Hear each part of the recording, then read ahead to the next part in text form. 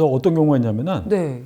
그 판례상 우리가 그 필요비를 지출하는 경우가 있어요. 필요비. 필요비가 뭐냐면은 우리가 아파트 살면은 유지해야 할 게 있잖아요. 네. 뭐 난방도 돼야 되고 네. 에어컨 시설도 있어야 되고. 그런데 그런 것들은 임대인이 해줘야 되는 거예요. 우리가 그런 줄 알고 들어갔잖아요. 근데 아파트에 난방 안 되면 어떻게 돼요? 집주인한테 고쳐달라고 하잖아요. 그렇죠, 그렇죠. 그리고 에어컨 고장났어요. 그럼 집주인한테 고쳐달라고 하잖아요. 그런 건 웬만하면 다 알고 있는 네네네. 상식이죠. 그래서 그런 것들을 필요비라고 해요. 기본적으로 아파트 그 보존을 위해서 지출한 비용. 보존을 위해서 필요한 비용 예. 이렇게 해서 필요비인 예. 거예요? 근데 만약에 가스 요금, 수도 요금은 필요비일 거 아닐까요? 아니죠. 예, 그거는 내가 쓰는 거잖아요. 내가 쓰는 거기 때문에 내가 그거는 임대인이 부담해야 할 게 아니기 때문에 필요비가 아니에요. 근데 이제 제가 필요비 제가 지급한 적 있는 것 같아요. 거짓말하지 말고. 아 진짜. 아 진짜 어떤 네. 거예요? 또? 싱크대 밑에가 네. 뚫려가지고 네네. 싱크대 위에 호수 있잖아요. 네네네. 그게 또 뚫려서 냄새가 어마어마하게 나고. 네네네네. 호수가 뚫린 거를 다시 호수를 새로. 예, 그런 필요비일 수 있죠. 예. 근데 그거 어떻게 증명하지? 내가 그 수리업자한테 수리비를 줬을 거 아니에요. 그거 영수증이 있어요. 그거 너무 오래됐어요. 나 그거는 알아서 판단하시고요. 그 영수증이 있어야지.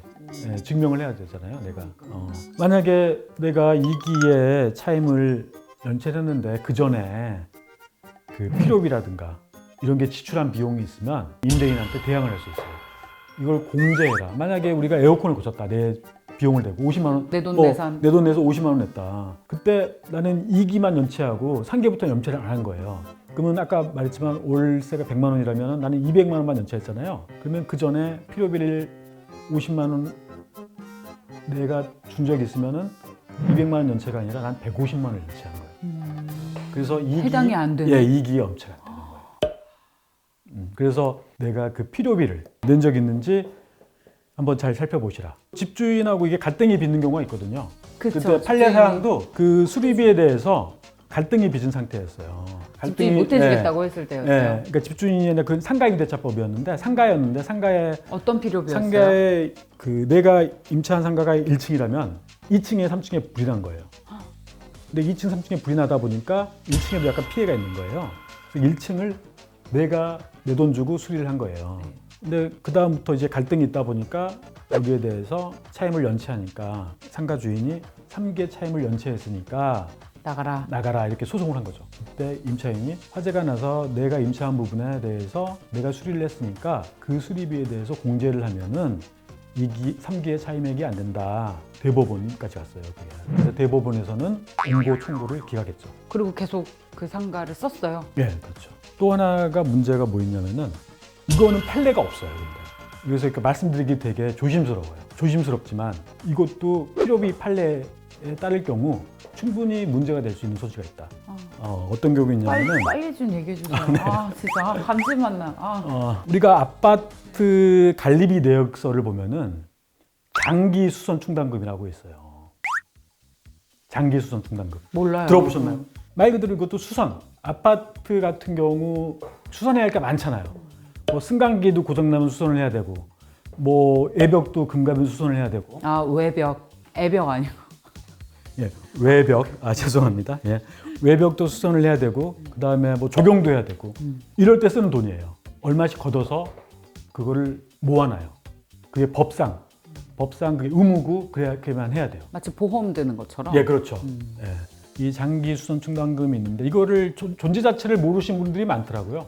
네, 그런 게 있는지 예, 몰라요. 그래서 보통 이제 어떻게 하냐면은 아파트를 내가 임차를 하고 나갈 때 그 부동산에서 이거 장기 수선 충당금이에요. 받아가세요. 이렇게 해요. 왜 받아가냐면은 장기 수선 충당금은 공동주택법상 소유자가 내게 돼 있어요. 집주인은. 예.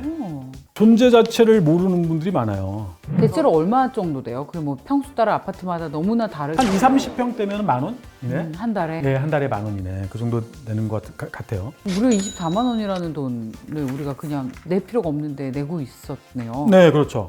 이게 장기 수선 충당금이 300세대 이상의 공동주택, 그다음에 승강기가 설치된 공동주택, 중앙 집중식 난방 방식 또는 지역 난방 방식의 공동주택. 여기에는 이게 의무사항이에요. 그래서 여기에 살고 있는 임차인들은 관리비 내역서를 보시면은 장기 수선 충당금이 있을 겁니다. 근데 그거는 집주인이 내는 거다. 소유자가 징수해야 돼. 소유자가 내야 되는 돈이다. 네. 그런데 우리가 이거를 내고 있었단 말이죠. 그렇다면은 이 장기수선 충당금도 이렇게 수선비잖아요. 내가 만약에 2기만 연체했다면 장기수선 충당금을 공제해라 이렇게 말할 수도 있지 않을까 조심스럽게 얘기를 해봅니다. 그럼 지금 법의 새로운 해석을 하신. 네, 그렇죠. 여기에 대해서는 판례가 제가 아직 못 찾았어요.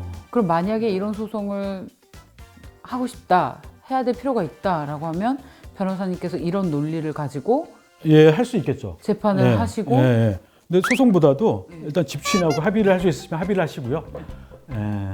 그리고 이것도 소송도 이제 뭐 하시려면은 여러 가지를 생각해 봐야 될 것 같아요. 이게 이제 뭐 정확하게 뭐 이렇게 판례가 없고 하나의 해석이니까. 네네. 계산기를 좀 두드려 보고 변호사 비용을 들여서라도 내가 이거를 갱신을 했을 경우. 뭐 예를 들면 이런 거겠죠. 뭐 월세가 높다. 월세가 뭐 200 이상이야. 근데 이 똑같은 집을 살려면은 이제 그동안 집값이 올라서 뭐 300을 들여야 돼. 그러면은 1년에 1,200만 원을 더 내는 거잖아요. 그러면은 변호사 내가 비용을 써서. 소송을 해도 이익일 수도 있고. 그러네요. 또 임대인 입장에서도 아 내가 이 집을 팔아야 되는데 임차인이 있으면은 팔기 쉽지 않잖아요. 그렇죠. 그러면 내가 종부세도 내야 되고 그럼 내가 이기더라도 별로 이익이 없겠다 싶으면은 임차인과 합의를 하는 게 가장 좋지 않을까. 예. 오히려 약간 고가의 어떤 월세 아파트에 사는 분들에게 꿀팁이 될 수 있는 정보네요. 적어도 월세 200만 원 이상 정도 되는. 예, 이게 집에 사시는 문제가 될 수 있겠다. 네. 근데 아직까지 이것을 그러니까 제가 이제 적용. 피로비 있잖아요. 피로비 판례. 그 피로비 판례를 모르시는 분들이 많더라고요. 아, 아예 그래서 몰라. 그- 왜냐면 너무나 디테일한 네네네. 케이스이기 네. 때문에. 그래서 근데 생각보다 제가 보니까 2기의 차임을 연체하는 분들이 아주 많아요. 왜냐면 한 번 잘못 내가 모르고 갔다가 또 한 번 하루라도 한 1분이라도 연체를 하면 2기의 차임이 연체되니까 그런 경우 이런 방법이 있을 수 있다. 엄청난 팁이 될 수 있을 것 같은데요. 게다가 한 번도 케이스 판례가 없기 때문에 만약에 이런 소송을 해서 변호사님이 이 소송을 맡아서 하시면 이 분야에서 최고의 권위자가 될 수 있는. 왜냐면 처음으로 네. 깃발 꽂으신 거니까. 아니 깃발 꽂았단 말도 가능한가요 방송에서? 뭐 어때? 왜 안 돼요?